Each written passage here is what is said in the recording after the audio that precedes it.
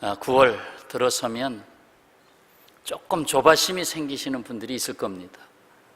9월, 10월, 11월, 12월 넉 달 남겨놓은 한 해를 결산하려고 하는 마음이 우리를 조급하게 하지요. 때에 주시는 말씀, 인도하시는 하나님, 오늘 듣고자 하는 말씀입니다. 어떤 사람이 한평생을 정신없이 바쁘게 살았답니다. 무엇이 옳고 그른지, 무엇이 의로운지 해로운지, 아니 하나님이 계신지 안 계신지 생각할 겨를도 없이 너무 바쁘게 살았어요. 열심히 살았어요. 그러다가 어느 날 죽었어요. 천국 문 앞에 섰습니다. 그런데 오른손에 생명책을 딱 들고 서 있는 사도 베드로가 서 있는 것입니다. 베드로가 당신 여기 이름이 없소이다. 당신 여기 천국 문에 열고 들어갈 수가 없습니다. 그렇게 말하니까 이 바쁘게 살았던 사람이 뭐라고 말하느냐 하면, 내가 세상에서 얼마나 바쁘게 살았는지 아십니까? 당신이 그것을 모르니까 이러는 겁니다. 잘 찾아보세요. 내 이름이 있을 겁니다. 베드로가 잠깐 실수를 했던 모양입니다. 이렇게 대답을 합니다. 나도 바빠서 깜빡 당신의 이름을 생명책에 기록 못했소이다. 나도 바빠서 못했나이다. 이것은 사실 풍자적인 이야기입니다. 바쁘게 사는 삶에 대하여 정말 하나님이 중요시 여기는 생명으로 인도하는 그 길마저 놓쳐버리는 그런 이야기죠. 잠언 19장 21절에 교훈하기를, 사람의 마음에는 많은 계획이 있어도 오직 여호와의 뜻만이 완전히 서리라. 많은 계획들, 이것에 반하여 오직 하나님의 뜻, 이것을 조금 실천적으로 표현하면 나의 수많은 일들, 그리고 오직 하나님이 이루시는 역사에 비교가 되지요. 정말 내가 살아온 삶이 하나님의 뜻이 이루어지는 삶을 살아왔을까? 돌아보게 되면서 남은 몇 달 남겨놓은 2018년 이 자리에서 오직 하나님의 인도받는 삶이 되어야 되겠다, 또 그것을 확신해야 되겠다 하는 의도에서 오늘 말씀을 폈습니다.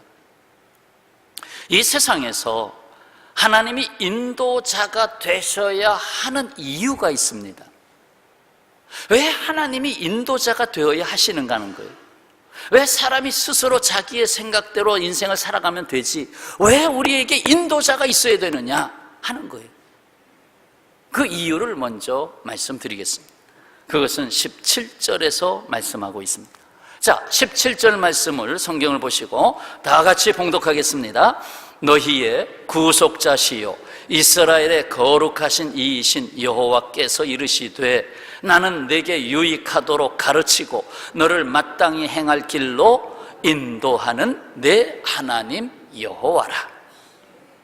자, 그러면 여기서 첫 번째 이유, 구속하신 이, 여호와 하나님은 우리를 구속하신 이기 때문이다라는 거예요. 너희의 구속자시요, 구원이 꼭 필요한 세상이라는 겁니다. 이 세상은 구원 받아야 될 세상이라는, 구원받지 못하면 멸망할 세상이에요. 멸망으로 갈 수는 없잖아요. 그러니까 구원 받아야 된다는 것은 구원으로 인도 받아야 되는 거예요. 그러니까 하나님이 우리의 인도자가 되시는 가장 중요한 첫 번째 이유는 구속자이시기 때문에, 구원자이시기 때문에 그렇습니다. 그 구원에 대한 말씀을 20절, 21절에서 덧붙여 말씀하십니다. 너희는 바벨론에서 나와서 갈대아인을 피하고, 이 말씀은 성경에서 바벨론 하면 요한계시록에서도 바벨론하고 나오는데, 이 바벨론은 성경에서 보다 좀 그 의미를 생각해 보면 이 세속적인 왕국을 의미합니다. 세속적인 왕국. 이스라엘이 사실 바벨론의 포로가 되기도 했죠. 근데 바벨론은 보다 포괄적인 의미로 우리가 이 발을 딛고 살아가는 이 세상 왕국, 그런데 이 세상의 권세가, 이 세상의 사상이 우리를 사로잡아요. 사로잡아서 우리를 포로로 만들어요. 좋게 표현하면 세상의 유행이고, 그래서 우리를 사로잡아서 거기에 갇히게 해요. 그런데 구원이라는 게 뭐냐? 거기서 피하여 나오는 것이다. 그래서 피하고 즐거운 소리로 이를 알게 하여 들려주며 땅끝까지 반포하여 이르시기를 여호와께서 그의 종 야곱을, 곧 이스라엘 하나님의 백성들을 구원하셨다 하라 하면서 구원에 대한 말씀을, 먼저 첫 번째 사실은 포로된 삶에서 자유를, 내가 세상에 원치 않은 삶에 얽매였던 곳에서 진정한 의미의 자유를, 이게 구속이라는 거예요. 또 한 가지 의미는 21절에 여호와께서 그들을 사막으로 통과하게 하시던 때에, 가나안 땅에 들어가기 위해서 사막을 통과했어야 됩니다. 그 사막은 생명이 살 수 없는, 기껏해야 전갈이나 살고 생명이 살 수 없는 메마른 땅, 거기에서 물이 없으면 죽는 겁니다. 그런데 거기에서 물을 내시는 하나님, 바위를 쳐서 물을 내시는 하나님, 결국 죽음에서 생명으로 옮겨가시는 하나님, 그게 구원의 의미라는 거예요. 그러니까 진정한 자유와 생명을 주시는 하나님, 그 하나님이 거기로 인도하신다는, 그것이 구속, 우리를 구원하시는 이이기 때문이다. 그게 첫 번째 이유예요. 두 번째 이유는 거룩하신 이이기 때문입니다. 역시 18절에서 이스라엘의 거룩하신 이인 여호와, 거룩하신 이이신 여호와. 거룩이라고 하는 개념은 구별됐다는 뜻이죠. 구별됐다, 뭔가 다르다라는 거예요. 이 세상은 표준을 잃은 세상입니다. 무엇을 표준으로 삼기가 어려워요. 그래서 A가 있으면 B가 있어요. 그래서 서로 싸우다가 C가 만들어져요. C가 있으면 또 D가 나와요. C와 D가 또 E를 만들어요. 이러면서 끊임없이 정반합의 원리에서 나가는데, 그러니까 맨날 분쟁이 일어나요. 내가 옳다 서로 주장하면서, 뭐 정치에도 야당 여당 할 것 없이 서로 대결하잖아요. 분열과 다툼이 있는 세상, 그다음에 내용적으로 들어가면 비진리가 진리인 양 진리를 옆으로 밀어내고 그 자리에 들어가고, 영리가 그것이 보편적 진리라고 생각하고 순리를 밀어내고 영리가 그 안에 들어가는 세상. 과연 여기에서 무엇을 표대로 삼아서, 무엇을 목표로 삼아서 살아갈 수 있겠습니까? 자라나는 세대들이 어디에다가 삶의 목표를 두고 살아가겠습니까?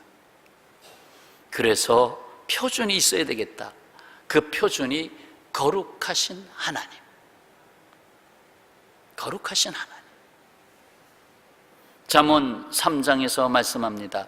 너는 마음을 다하여 여호와를 신뢰하고 내 명체를 의지하지 말라. 내 명체를 의지하지 말라. 너 똑똑하다고, 너 머리가 좋다고 너 그거 의지하지 마라. 그것이 너를 인도하는 것이 아니다. 너는 범사의 그를 인정하라. 그리하면 내 길을 지도하시리라. 여호와 하나님을 인정하라. 다윗은 그의 시편 37편에서 이렇게 노래합니다. 내 길을 여호와께 맡기라. 그를 의지하면 그가 이루시고. 맡겨라. 여호와께 맡겨라. 왜? 여호와께서 인도자시니까. 내 의를 빛같이 나타내시며 내 공의를 정오의 빛같이 하시리로다. 너를 드러내시는 분은 하나님이시다. 목욕탕에 가면 명언이 있어요. 아주 세계적인 명언이 있어요. 뭔지 아십니까? 이것은 지울 수가 없는 명언이에요.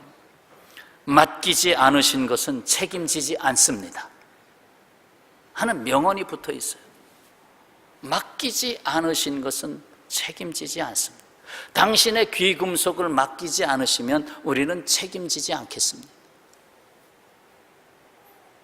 참 진리입니다. 귀금속보다 더 귀한 것이 우리의 생명입니다. 하나님이 우리를 극상품 포도나무로 만드셨어요. 최고의 가치로 만드셨어요. 어떤 귀금속하고 비교해서는 안 됩니다. 그럼 어떻게 합니까? 내게 맡기지 않으면 나는 내 인생을 책임지지 않으리라. 똑같은 말 아니에요? 너의 그 귀중한 인생을 나에게 맡기지 않으면 내가 너를 책임질 수가 없다. 거룩하신 하나님이 표준이시고 거기에 너의 인생을 맡겨라. 그래야 내 인생이 좌로나 우로나 치우치지 아니하는 삶이 되리라. 자, 세 번째 이유가 있어요. 자, 첫 번째가 뭐예요? 구속하신 이. 두 번째, 거룩하신 이. 세 번째는 유익한 삶에 이르게 하시는 이. 유익한 삶. 나는 내게 유익하도록 가르치고, 지금 17절에서 네 가지가 나와요. 지금 세 번째예요. 나는 내게 유익하도록 가르치시고, 헛됨과 패망으로 끌려가는 세상입니다. 아닌 것 같아요? 참으로 열심히 살았어요. 근데 왜 헛될까? 내가 이 세상에서 1등 되어버리라. 내가 이 세상에서 재벌로서는 최고의 재벌이 되어버리라. 1등이 됐어요. 그러면 쉼을 얻나요? 아니에요. 1등을 빼앗길까 봐 밤낮을 쉬질 못해요. 공부할 때도 1등에 올라가면 그때부터 불안해지는 거예요. 은메달, 동메달 받았을 때는 다음에는 금메달 받아야 되지 하고 뛰지만 금메달을 받았을 때 그 다음 올림픽에서는 너무나 마음이 힘든 거예요. 이번에 금메달 못 따면 어떻게 되지? 쉼이 없어요. 1등 한다고 완성한 게 아니에요. 헛되다라는 거예요. 어떤 의미에서는 오히려 헛된 거예요. 그래서 영원한 가치가 있을 거 아니에요. 영원한 1등이 아니잖아요. 영원한 가치로 이끌고 가는 유익함, 곧 하나님이 말씀하시기를 보기에 좋았더라, 보기에 심히 좋았더라 하는 그 인생 아니에요. 그 인생의 가치로 회복시켜 주시겠다는 거예요. 너 이 세상에 태어난 한 명밖에 없는 가치다. 하나밖에 없는 가치다. 너하고 똑같은 인생은 없다. 너의 가치를 내가 너에게 부여했는데 그 가치를 내가 찾아주겠다. 내가 너의 인생을 이 세상에 낫게 했으니 내가 너의 인생을 인도하겠다. 어떻게? 너에게 유익하도록, 참 유익을 가져오도록, 참 가치를 찾아갈 수 있도록 하겠다는 거예요. 참 가치를 찾아가시려면 인도자 되시는 하나님께 여러분의 인생, 여러분의 생각, 여러분의 결단을 맡기시기를 바랍니다. 자, 네 번째 말씀이에요. 그러니까 지금 뭐를 듣고 있어요?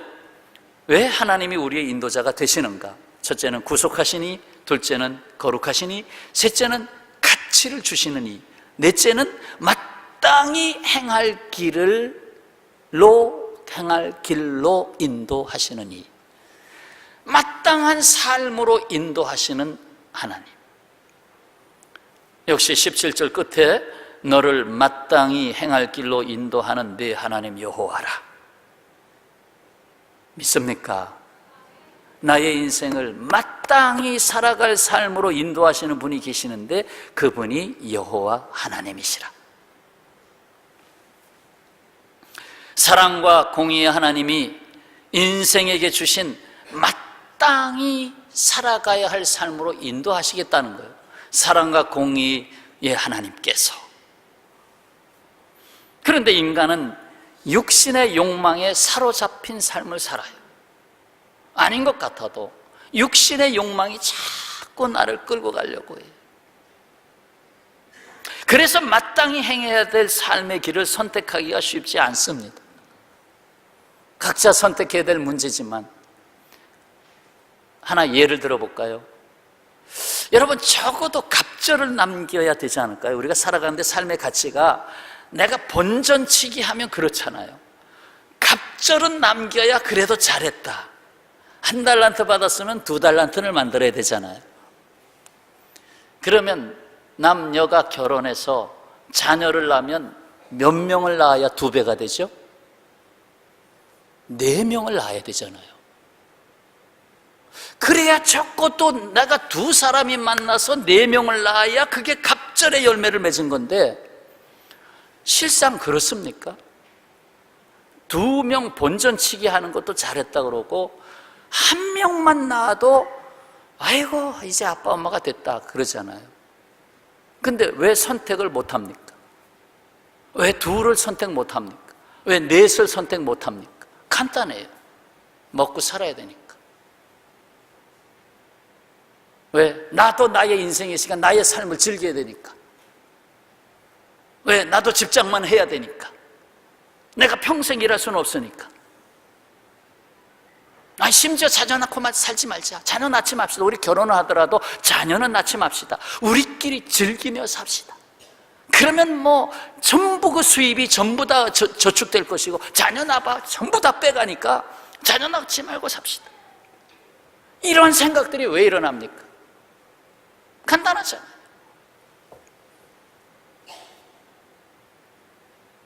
마땅히 행할 길로 선택할 수 없는 인간의 의지, 이것이 마땅한데도 불구하고 자꾸 육신의 생각이 나를 그리로 끌고 가질 않는 거예요. 계산적인 생각이 하나님을 의지하기보다 내가 나를 계산해 보니까 안 되는 거예요. 그러니까 아무리 계산해도 답이 안 나오는 거예요.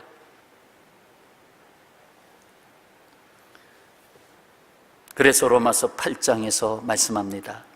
너희가 육신대로 살면 반드시 죽을 것이로되 영으로서 몸의 행실을 죽이면 살리니 무릇 하나님의 영으로 인도함을 받는 사람은 곧 하나님의 아들이라. 육신의 생각대로 끌려가는 것이 아니라 하나님의 영으로 이끌림을 받아서 나가야 된다. 그러기 위해서는 우리를 인도하신 하나님이 필요하다. 자, 4가지 말씀 분명히 드렸어요. 구속하시니, 거룩하시니, 유익한 삶 곧 가치로 인도하시느니, 그리고 마땅히 행할 길을 선택하도록 인도하시는 하나님. 이제 이렇게 하나님의 인도하심을 믿고 따르는 자에게 그럼 왜 인도하시는가? 무엇을 원해서 하나님이? 거기에는 복과 사명이 있어요. 하나님이 복을 주시고 사명을 주시기 위해서 그렇게 하신다는 거예요. 그 말씀이 18절, 19절이에요. 자, 18절부터 먼저 다 같이 읽겠습니다. 네가 나의 명령에 주의하였더라면 내 평강이 강과 같았겠고 내 공의가 바다 물결 같았을 것이며,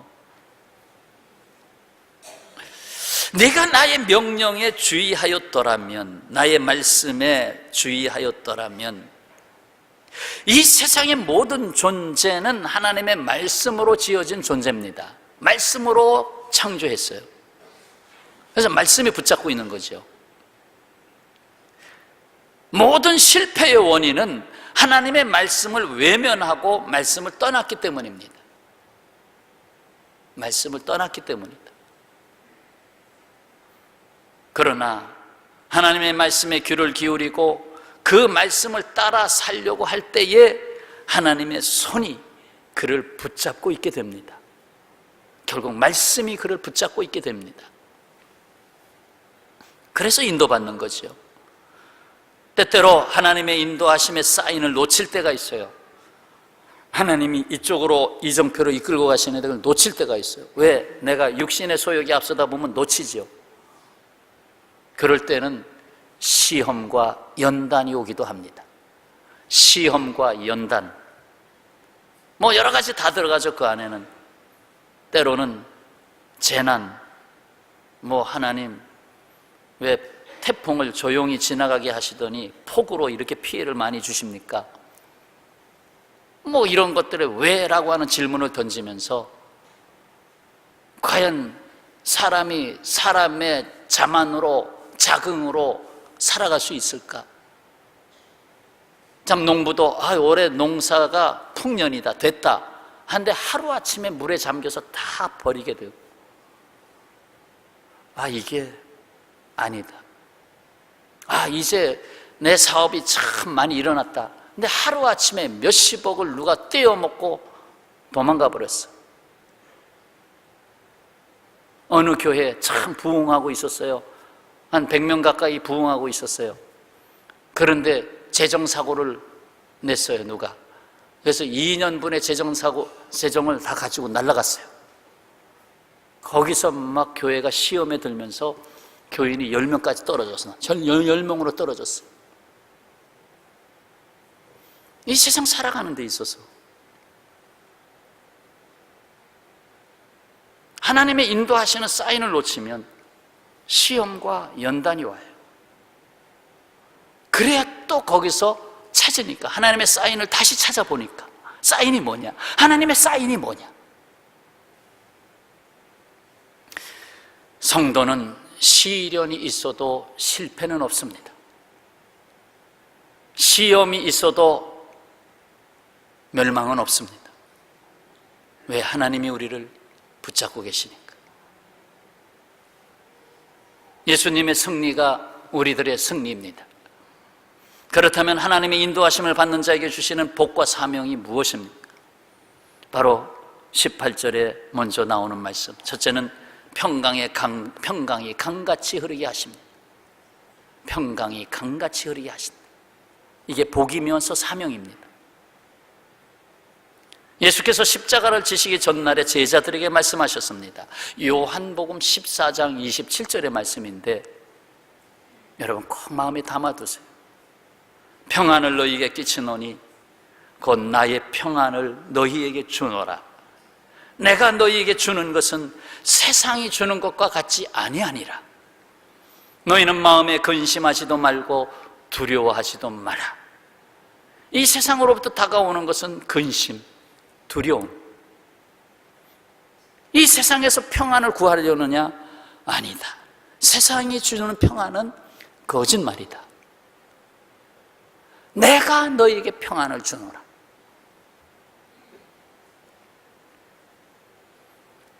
이 말씀을 가지고, 이 요한복음 14장 27절 말씀을 가지고 복음 찬송이 만들어졌잖아요. 평안을 너희에게 주노라.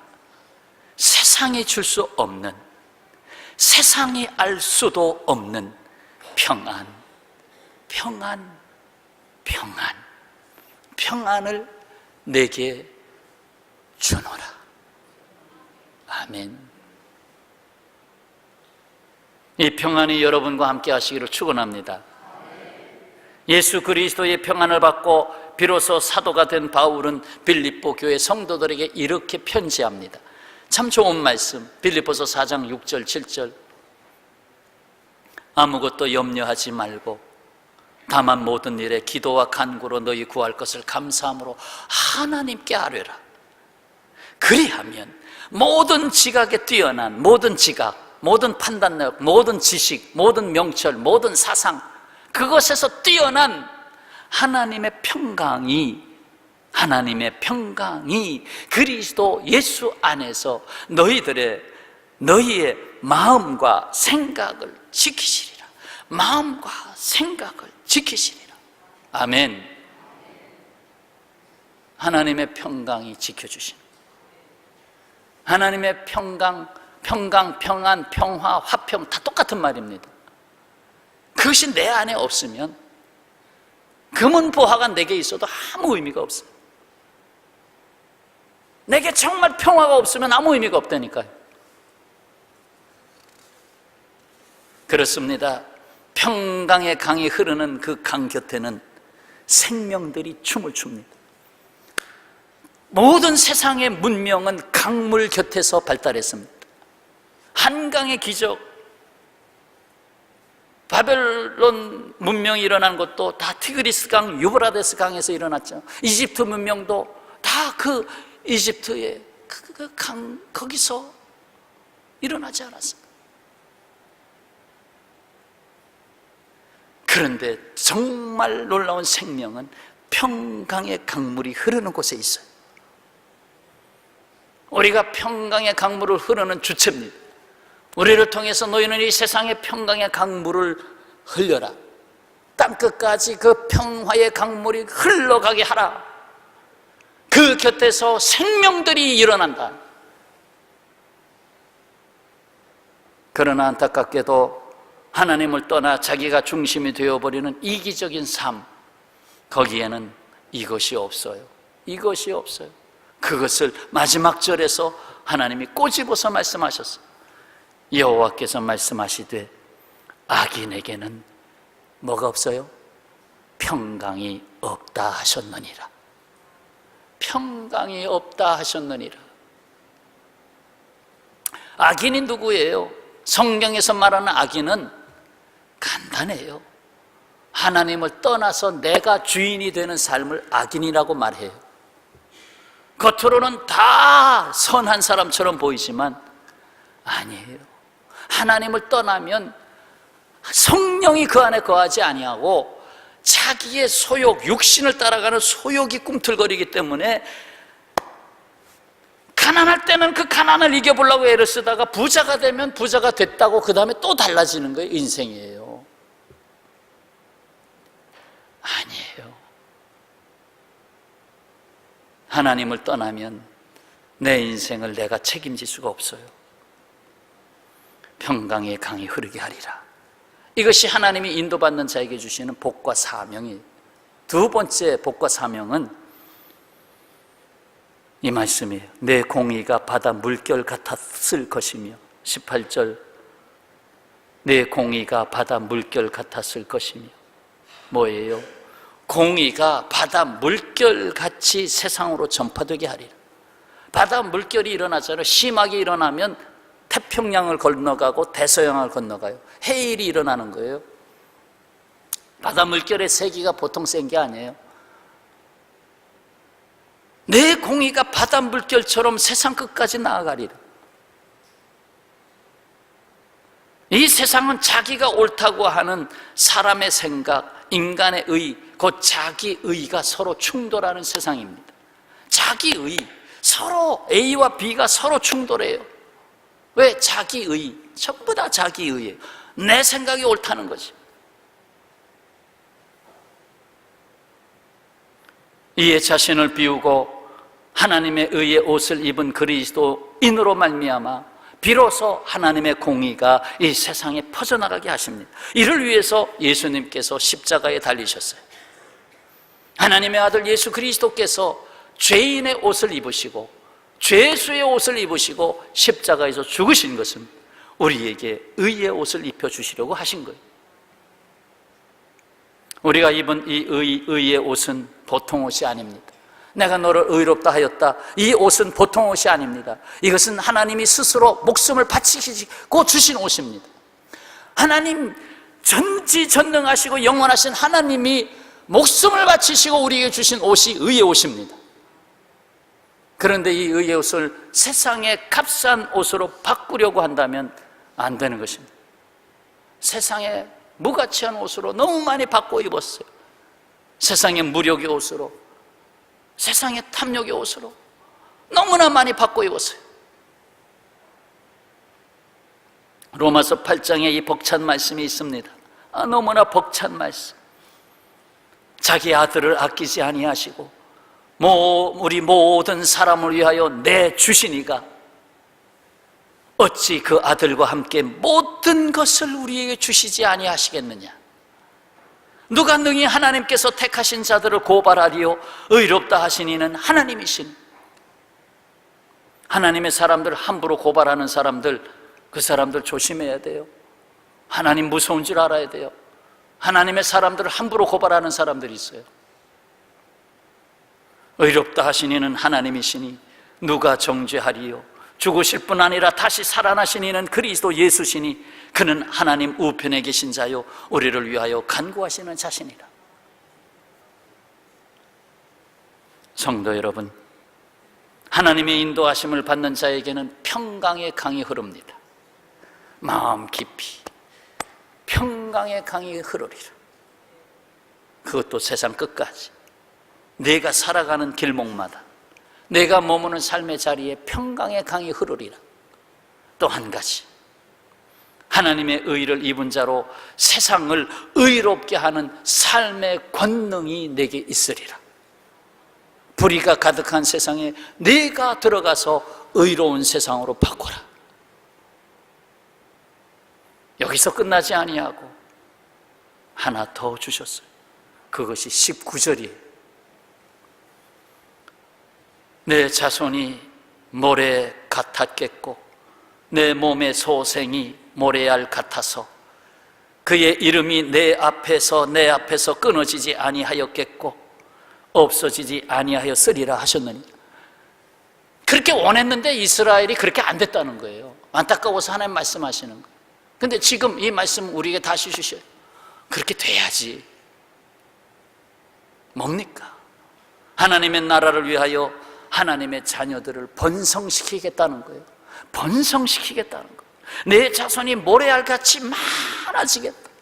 하나님 나라를 너희들을 통해서 번성시키겠다. 번성이라는 단어가 들은 몇 절을 한번 소개해 볼게요. 레위기 26장 9절, 내가 너희를 돌보아 너희를 번성하게 하고 너희를 창대하게 할 것이며 내가 너희와 함께 한 내 언약을 이행하리라. 여호와의 말씀이에요. 시편 92편 12절, 의인은 종려나무같이 번성하며 레바논의 백향목같이 성장하리로다. 잠언서 11장 28절, 자기의 재물을 의지하는 자는 패망하려니와 의인은 푸른 잎사귀 같아서 번성하리라. 하나 더, 히브리서 6장 14절, 내가 반드시 너에게 복주고 복주며 너를 번성하게 하고 번성하게 하리라. 아멘. 사랑하는 평화의 가족 여러분, 오늘 우리는 인도하시는 하나님에 대하여 말씀을 들었습니다. 9월이 시작되면서 조바심이 혹시 있을까봐, 아직도 근심이 자꾸 넘실거릴까봐 오늘 인도하신 하나님 말씀을 들었어요. 좀 정리하고 마치겠습니다. 하나님이 우리의 인도자가 되셔야 할 분명한 이유 하나, 구속하신 일, 곧 구원하시는, 나를 구원하시는 하나님이시기 때문에, 거룩하신 이, 분쟁하는 이 세상에서 온전한 표준이 되시기 때문에, 유익한 삶에 이르도록 하시는 이 허망한 삶에서 허우적거리는 세상에서 온전한 가치를 찾아가게 하시기 때문에, 마땅히 행할 길로 인도하시는 이 우리가 육신에 지지 아니하고 마땅히 살아가야 할 삶으로 인도하시기 때문에, 나는 못해도 하나님이 하시기 때문에, 이처럼 하나님이 우리의 인도자가 되신다는 이 놀랍고 은혜로운 사실이 저와 여러분의 것이 되어지기를 축원합니다. 확실하게 인도자 하나님을 믿으시기 바랍니다. 인도자 하나님이 여러분의 하나님이 되신 것을 믿고 순종하시기를 바랍니다. 내 생각보다 깊고 내 생각보다 높으시기 때문에 그렇습니다. 이를 위하여 말씀과 기도와 드림이 있는 예배 생활을 떠나시면 안 됩니다. 하나님의 인도하심의 가장 중요한 삶의 자리는 예배의 자리입니다. 그 예배의 자리에 말씀이 있고 기도가 있고 그리고 드림이 있어요. 그리고 그 전체가 하나의 주님께 드리는 또한 찬양이기도 합니다. 말씀을 떠나면 안 됩니다. 자녀들에게 부모가 해야 할 책임 중에 가장 소중한 거 잊지 마세요. 자녀들이 말씀에서 떠나지 않도록, 자녀들이 성경책을 버리지 않도록, 자녀들이 성경책을 덮어놓지 않도록 하나님이 인도하셔야 되니까. 그리고 기도를 멈추면 안 됩니다. 호시탐탐 육신의 욕망이 내 안에서 들끓고 있어요. 사탄의 유혹이 나를 좌우에서 흔들고 있어요. 그래서 하나님의 인도하심을 의심하게 하고 좌나 우로나 치우치게 합니다. 그래서 깨어 기도해야 됩니다. 그리고 드림이 있어야 돼요. 나의 인생을 하나님 앞에 드려야 돼요. 그 드림 안에 있는 모든 요소들이 다 주님의 것입니다. 시간, 물질, 달란트 모든 것이 다 나를 지명하여 불러내신 하나님께 나를 들여놓지 않고서는 하나님이 인도하시는 그 인도하심의 결국 열매를 담을 수가 없어요. 사랑하는 여러분, 그래서 인도하시는 목적을 말씀드렸어요. 복과 사명을 주시려고. 여기에 세상이 줄 수 없는 하나님이 주시는 평안이 있어요. 여기에 성도에게 입혀주신 공의로 말미암아 불의가 가득한 세상에 하나님의 의를 전파하라는 사명이 있어요. 하나님의 의를 전파해라. 하나님의 나라를 위해서 하나님의 자녀들을 번성케 하시는 복이 여기에 있습니다. 번성케 하시는 분은 하나님이십니다. 하나님이 복 주시고 하나님이 번성케 하시고 하나님이 그 사명을 감당케 하시는 것입니다. 하나님의 인도하심을 받은 성도 여러분, 이 복과 사명이 저와 여러분의 것입니다. 그리고 세상의 주 예수 그리스도의 피로 세우신 우리 번동평화교회의 복과 사명입니다. 기도하겠습니다.